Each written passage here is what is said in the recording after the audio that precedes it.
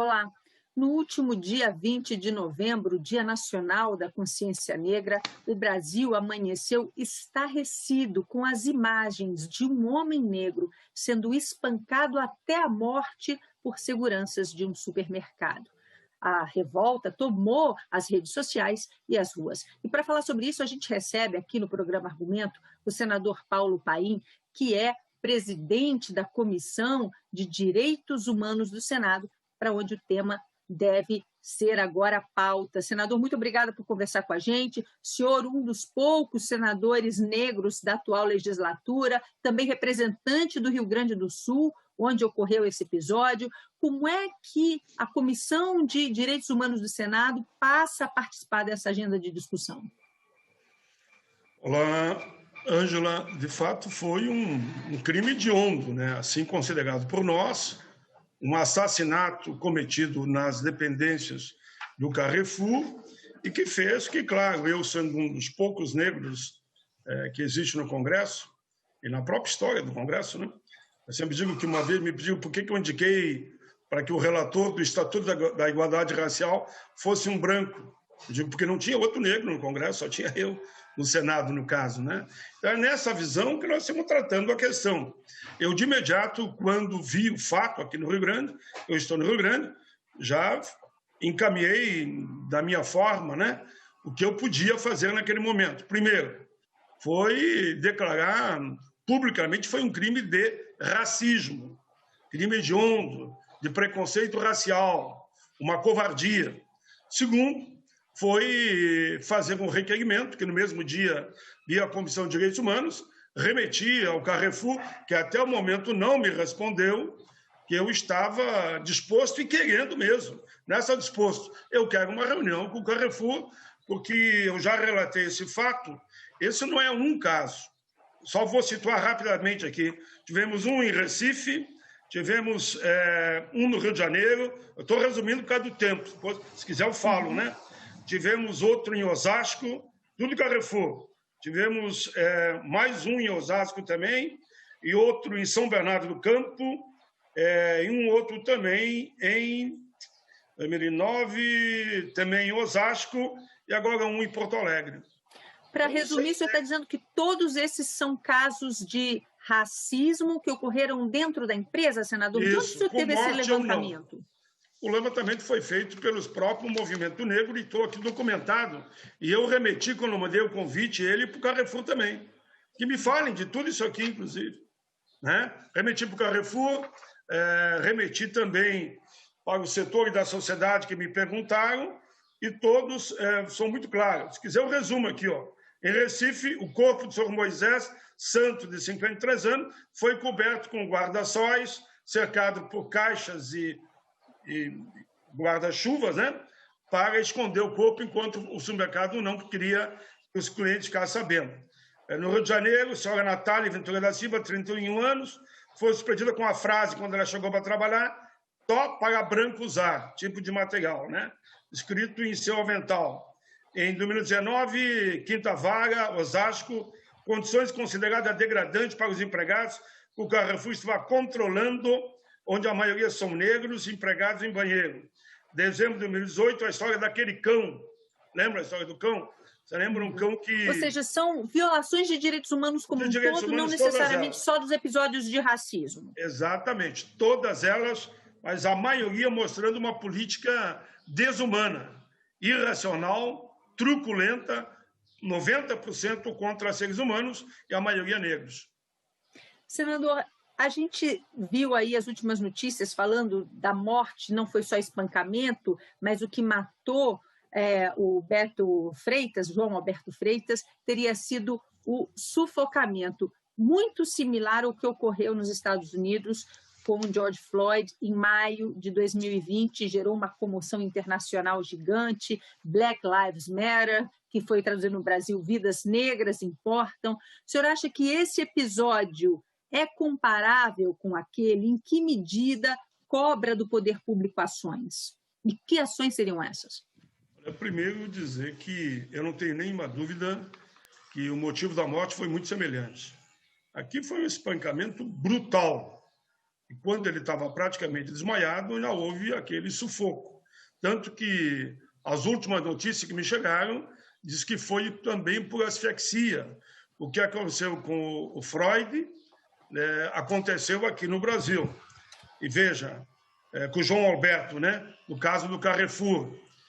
E esse caso, nós temos que dar destaque para esses dois casos agora, que aconteceu lá, do Freud nos Estados Unidos, e o João Alberto aqui no Carrefour, que foram casos semelhantes, o tipo de como eles morreram, né? Mas esses casos de matar negros e negras no Brasil é diário, é que nem sempre as pessoas conseguem filmar, né? Eu fui vice-presidente da CPI do assassinato de jovens aí no Senado, Lídia da Mata foi a presidenta, o Lidberg foi o relator, onde nós mostramos de cada 10 jovens assassinados no Brasil, 8 são negros. No geral... Falando do que as pessoas agora chamam de racismo sistêmico, não é um racismo específico de uma pessoa, mas de um sistema todo social que leva a que, no caso, o senhor diz, por exemplo, no caso do Rio Grande do Sul, isso foi um episódio de racismo. Quer dizer que se fosse uma pessoa branca, a probabilidade de ter sido espancada até a morte seria menor, é isso? Olha, se fosse uma pessoa branca bem vestida, a probabilidade de acontecer esse tipo de massacre, eu diria que em 10 seria 1. Sendo negro e estava com roupa bem simples, infelizmente, o negro com roupa bem simples é considerado, muitas vezes, não quer dizer totalmente, né? Já suspeito. Olha, aconteceu com um filho meu, não vou citar dados porque não vou expor ele, né? Ele estava em frente, ele estava no shopping, olhando, inclusive, alguma coisa para comprar, mas estava de bermuda e de camiseta. Foi interpelado pela segurança, de forma truculenta. Se não é o meu genro, que estava próximo a ele, e estava vendo uma outra loja, viu o fato, não sei o que teria acontecido. Aí, quando ele chega e se identificou, enfim, aí mudou tudo. Aí não era mais o jovem negro que estava ali de bermuda e com roupa simples. Então, isso acontece em todo o Brasil, toda hora. O senhor mesmo, né, é um dos autores do Estatuto da Igualdade Racial. O Brasil já considera racismo crime. O que mais falta por parte do poder público, das iniciativas das autoridades para reverter esse racismo que o senhor narra e que está ainda presente na sociedade brasileira de forma tão sistêmica? Olha, eu encaminhei hoje, casualmente hoje, acho que nem chegou em mãos dele ainda, vou já anunciar aqui. Eu encaminhei uma carta ao presidente Davi. Não dá mais para a gente só fazer voto de pesar. Claro que eu fiz voto de pesar mais uma vez, mais um, né? Mas se fosse fazer todos os votos de pesares em assassinatos de crime de racismo, assassinatos, truculência, enfim, era no mínimo 2, 3 por dia. Então, não o faço, né? Mas eu, nesse documento que encaminhei ao presidente Davi, que nem chegou nas mãos dele ainda, porque ele estava viajando, eu cito alguns caminhos que podemos seguir. 1. Transformar o crime de injúria em crime racial que não prescreve e é inafiançável. E hoje, eu trabalhei, inclusive, nessa lei no passado, viu? Porque eu tenho quase 40 anos de Congresso. O crime de injúria, ele, na verdade, é um crime racial. Eles dizem que foi uma injúria, mas foi só uma injúria. Então, lá ele dá meia dúzia de cesta básica e tudo bem. Eu transformo em um outro projeto que está na casa, que eu peço que ele bote na pauta, para que o crime de injúria, quando for referente à raça, cor, etnia, procedência, origem, seja considerado um crime inafiançável que não prescreve. 2, regulamentar a abordagem policial. Também o projeto já apresentei, está no Congresso, o mundo todo está discutindo isso. Quando eu digo policial, não é só o policial militar, é do Polícia Civil, é o da segurança privada, é todos aqueles que trabalham na segurança. O mundo está debatendo da autoridade policial sobre as pessoas, como um todo, mas que, pelo que o senhor diz, atinge diretamente muito mais os negros. Com certeza, os negros, 90%. Veja, o próprio Biden, que foi eleito agora nos Estados Unidos, e a comunidade negra foi fundamental, todos nós sabemos, para a vitória dele, assumiu o compromisso de discutir e modificar a abordagem, eu preciso dizer, das forças públicas em relação a esse ou aquele sujeito que eles entendam suspeito. 3, aprovar rapidamente a política de cotas por mais 10 anos, porque ela vence agora o ano que vem, e há os setores reacionários, setores que são racistas, que não querem mais a política de cotas. E a lei diz que ela será renovada. Então, eu quero que ele bote na pauta para renovar. 4, Fundo para as políticas de combate ao racismo. Vou dar um exemplo. Uma PEC que eu também apresentei e está tramitando. Um caso como esse do Carrefour. O que mais renderia? Renderia ele pagar uma multa expressiva, né? Não que vai salvar vidas, mas seria para um fundo para reeducar as forças de segurança na abordagem policial. Não tem como, se não tiver um fundo nacional que contribua nesse sentido, nós não vamos mudar. 5º, implementação da lei, já é lei, hein? Que conta a verdadeira história dos negros e índios na formação do povo brasileiro.